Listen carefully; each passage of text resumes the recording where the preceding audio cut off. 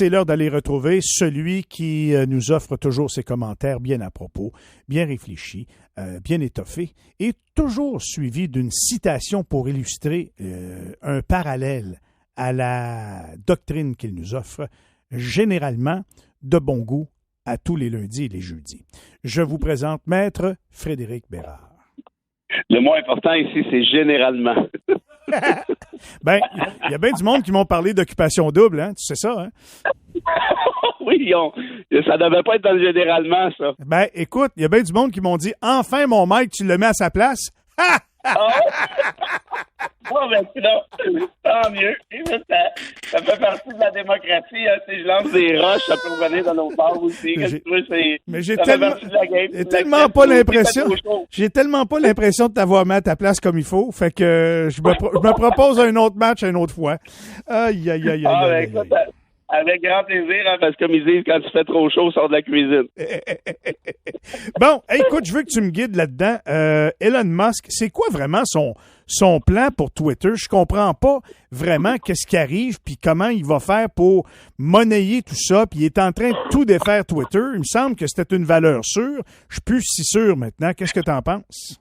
Moi, je pense que le plan d'Elon Musk, là, c'est le plan classique du gars qui a absolument trop d'argent puis qui décide de s'acheter une bébelle. Et à quoi elle va lui servir, cette bébelle-là, mon Michel? Elle va lui servir à détruire ce qui reste de démocratie aux États-Unis. Puis il y en a qui trouvent certainement que je charrie en disant ceci, mais allez lire le dernier article d'Alexandre Sirois là, qui réfère à certaines études. Je t'en ai déjà parlé aussi, un gars qui s'appelle Thomas Hickson, plus 150 profs aux États-Unis qui te disent que les États-Unis, donc, sont sur le point d'imploser parce que le système électoral est ultra défaillant. Il prévoit une victoire de Trump en 2024. Tu vas voir le lien avec Twitter. Et prévoit possiblement, c'est épouvantable, on en a déjà parlé ensemble, mais l'instauration d'une dictature d'extrême droite d'ici 2030. Ah, et là, ça, je le répète, c'est pas moi qui le dis, mais plutôt des spécialistes. Or, Elon Musk, ce qu'il va faire avec Twitter, pourquoi tu paierais ça 44 milliards? Ça vaut pas 44 milliards, cette affaire-là. Pourquoi tu veux acheter ça? Il a congédié l'ensemble des dirigeants, ou à peu près, déjà. Il a dit le petit oiseau est libre. Il a fait revenir Trump. Il est allé, quelques jours plus tard, aller expliquer, entre guillemets, que le mari de Nancy Pelosi, qui s'est fait attaquer à coups de marteau, l'avait cherché, au final. Mm-hmm. Que c'était une histoire de gay ou un truc du genre, mais absolument spectaculaire.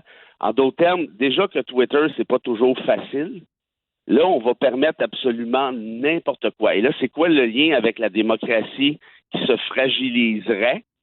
Ben, le lien est le suivant. Tu fais revenir un gars qui s'appelle Trump, qui a, rappelons-nous, là, les gens ont tendance à l'oublier malheureusement, mais qui a lancé une attaque en règle contre le Capitole par Twitter. C'est comme ça que les gens sont rentrés là-bas. C'est comme ça qu'il a organisé ses affaires, là, lui, là. Twitter, là, c'est un médium plus politique que Facebook, mais qui est excessivement utile, puissant ou dangereux, dépendamment comment tu t'en sers. Donald Trump avait 70 millions d'abonnés à l'époque. Et là, Elon Musk, il redonne les clés de la maison. Vas-y, mon Donald, amuse-toi. Ceux qui ne savent pas trop qui est Elon Musk, faire un petit portrait rapide, c'est un gosse de riche. En commençant, ça, c'est pas grave, il y en a plein. Puis son père, c'est un espèce de colonisateur en Afrique qui opérait des comment on appelle ça, des mines de diamants. Ça te donne un peu une idée du bonhomme, là. Oui. Fait que, quand Musk te dit, là, c'est un self-made man, là, écoute, il est né au 3e but puis il pense qu'il a frappé un triple, là. C'est bien dit. C'est bien dit. On commence avec celle-là. Elon Musk, pendant la crise sanitaire, pendant le convoi des camions à Ottawa, est allé traiter Justin Trudeau, le premier ministre d'un pays du G8, est allé le traiter de nazi. Ça donne une idée un peu de la mesure des propos du gars.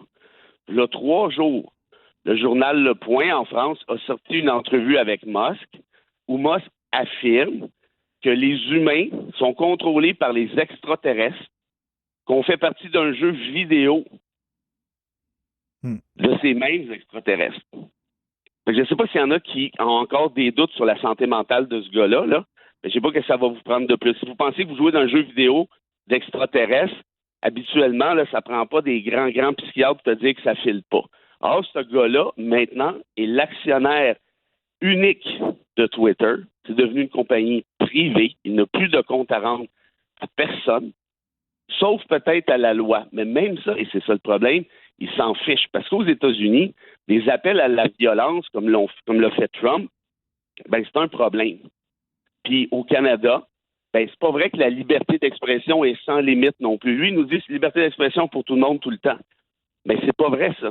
Au Canada, on en a déjà parlé ensemble. Si tu te rappelles, Larry Extra, le prof du secondaire qui professait à ses étudiants des propos absolument antisémites, puis devait rappliquer. Bon, ben il y a une loi pour ça. C'est l'article 319 du Code criminel qui empêche ce genre de discours-là.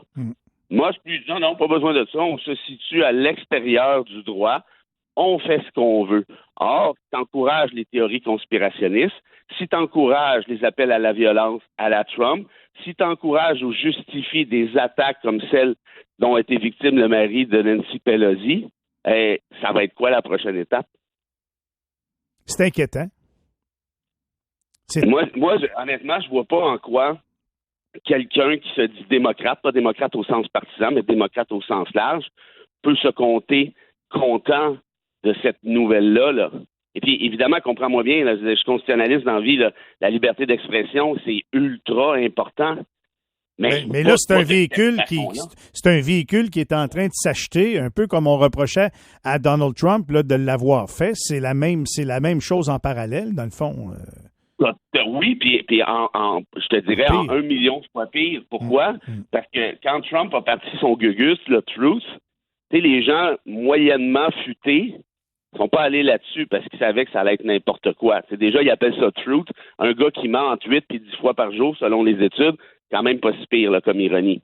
Or, Twitter est considéré comme, écoute, ça brasse sur Twitter, là, c'est incroyable, là, les claques qui se donnent là-dessus, mais au moins, il y a quand même des trucs intelligents. Il y a des nouvelles de médias sérieux. Il y a des gens que je respecte. Il y a plusieurs personnes que je respecte qui sont là-dessus. Des journalistes d'importance, des chercheurs et ainsi de suite.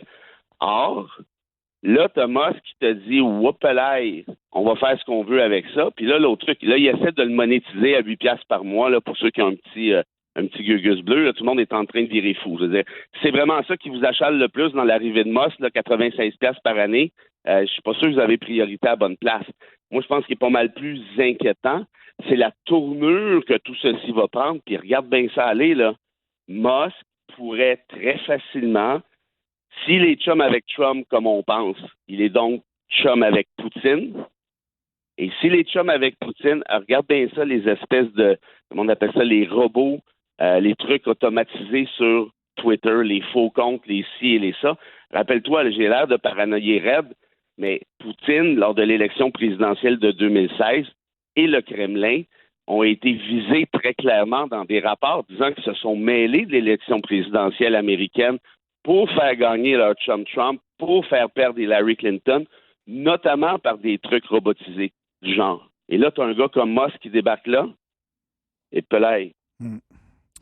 Je trouve ça, puis écoute, j'entends ce discours-là un peu partout. Tu sais, au quotidien, on écrit notre message tweet, puis on a les réactions, puis on suit l'actualité. J'ai hâte de voir au fil du temps les changements que ça va apporter et surtout la connotation que tu avances, puis que d'autres aussi, va peut-être chasser beaucoup de monde. Fait que ça va finir que ça va être probablement un club qui va recruter des gens qui adhèrent peut-être à une philosophie puis qui va chasser les autres. Écoute, ça, c'est pas impossible. Puis un petit parallèle avec, pas Twitter directement, mais ce qui se passe à ce moment-ci aux États-Unis, là, pour ceux qui trouvent que je paranoïais un peu trop tout à l'heure ou je m'inquiétais trop, il y a 104 candidats aux élections de mi-mandat, c'est-à-dire très bientôt.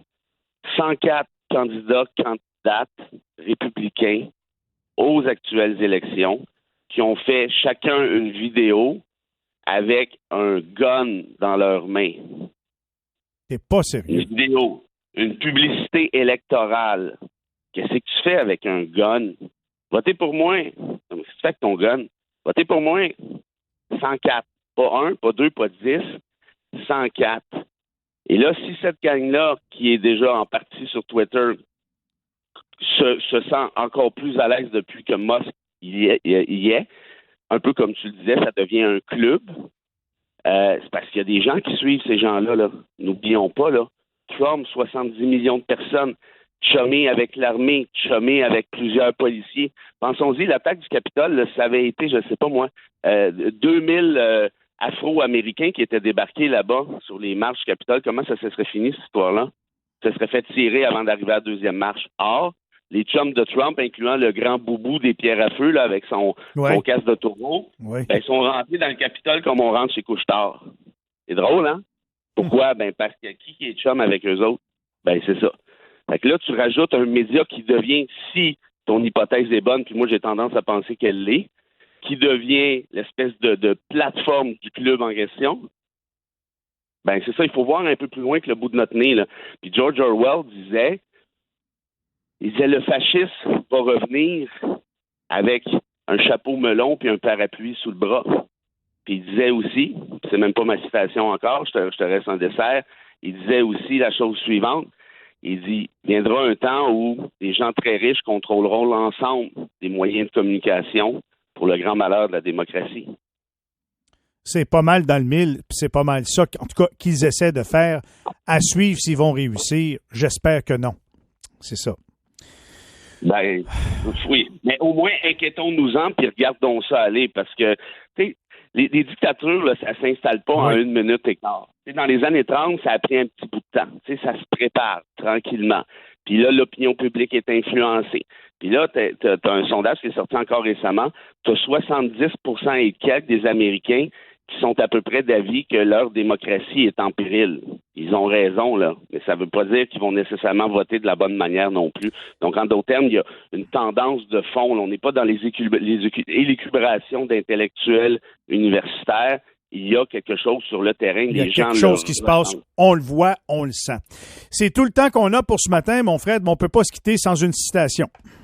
Oh que non, puis je t'offre pour ton anniversaire, 3 jours plus tard, cette citation d'Albert Camus, évidemment, tu auras compris, mais qui te sied à merveille, et je laisse pas sier dans le sens de te faire sier, là, mais sier dans le sens de qui te va. Qui me va très bien. Et bon, parfait. Et puis voilà, la voici, la voilà. Dans un monde injuste ou indifférent, l'homme peut se sauver lui-même et sauver les autres par l'usage de la sincérité la plus simple ou le mot le plus juste. C'est bien dit. Après une sortie comme celle-là ce matin, je l'accepte. Merci beaucoup. C'est un beau cadeau d'anniversaire. Je te remercie, Fred, puis je te souhaite un bon week-end. Cette fin de semaine, on se retrouve lundi. Avec grand plaisir, mon ami. Salut tout le monde, incluant les grands fans d'Occupation Double. Salut.